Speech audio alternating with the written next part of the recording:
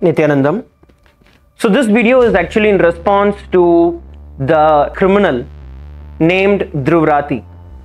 So recently you, Dhruv Rathee, have made a video where you have not just been spreading disinformation about the Supreme Pontiff of Hinduism and KAILASA, but every statement that you have made is very clear that it is out of a genocidal intent against the entire Hindus, which perfectly aligns with your track record. Now, let's get to the point straight, attending to some of the accusations that you are placing against the Supreme Pontiff of Hinduism and KAILASA. First and foremost, you go on to say that the Supreme Pontiff of Hinduism is a fugitive, he has raped multiple women, fled India, and that the Gujarat police has been searching for him. First, you need to understand one thing. The Supreme Pontiff of Hinduism is not a fugitive. He is the persecuted leader who has been relentlessly targeted through systematic lawfare, which is a pattern of malicious prosecution, fabricated allegations, and suppression of exculpatory evidences designed to silence and dismantle the Hindu leadership. Your vicious attacks against the Supreme Pontiff of Hinduism reveal not just your personal hatred, but your role in a coordinated campaign of hate speech and incitement to violence and genocide against the entire Hindu diaspora that exists. You have weaponized lies to fuel an agenda of genocide baiting, masking it as journalism. Let's now address your false, filthy, defamatory allegations with documented judicial facts. You shamelessly repeat debunked accusations of rape without any shred of evidence, a classic tool of religious persecution, but here is where the facts matter. Let's look at the facts. First, the Supreme Pontiff of Hinduism has had multiple judicial exonerations across multiple jurisdictions. In 2012, the Karnataka High Court categorically declared that the Supreme Pontiff of Hinduism's arrest was illegal, without any authority, contrary to law, and without jurisdiction, quashing all the associated proceedings. Yet you and others continue to circulate the photos of this very illegal arrest, the photo that you've used multiple times in your video, which is the direct contempt of court, as your propaganda weapon. Second, on February 2nd, 2024, the Gujarat High Court issued its final order in case of the false news about the Supreme Pontiff of Hinduism kidnapping two girls, whereby exonerating the Supreme Pontiff of Hinduism from all the false charges of abduction and kidnapping, which you once again portray in your video as something that is still ongoing and as something that the children are tortured, kept against their will, and kidnapped. This is once again contempt of court. Let's go to the next point.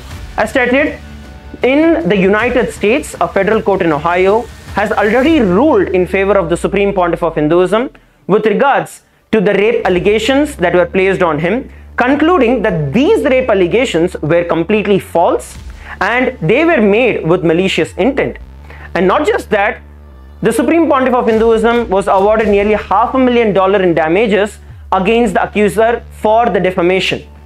This court also recognized the malicious nature of the lies that you are now promoting actively.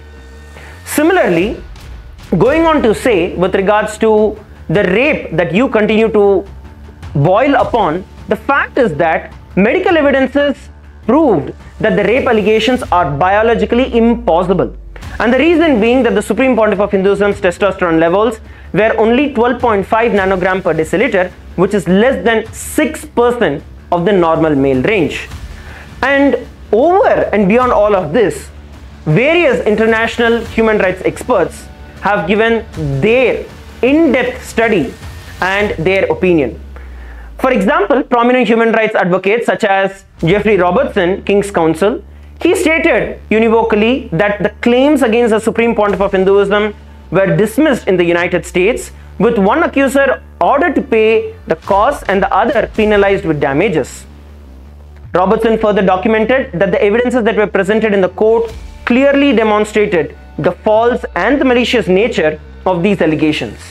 If you go on to blabber something about the Interpol's notice against the Supreme Pontiff of Hinduism again, let's look at the facts. Interpol officially rejected any request to issue any notices against the Supreme Pontiff of Hinduism, acknowledging the lack of credibility and the political motivations behind all of these charges.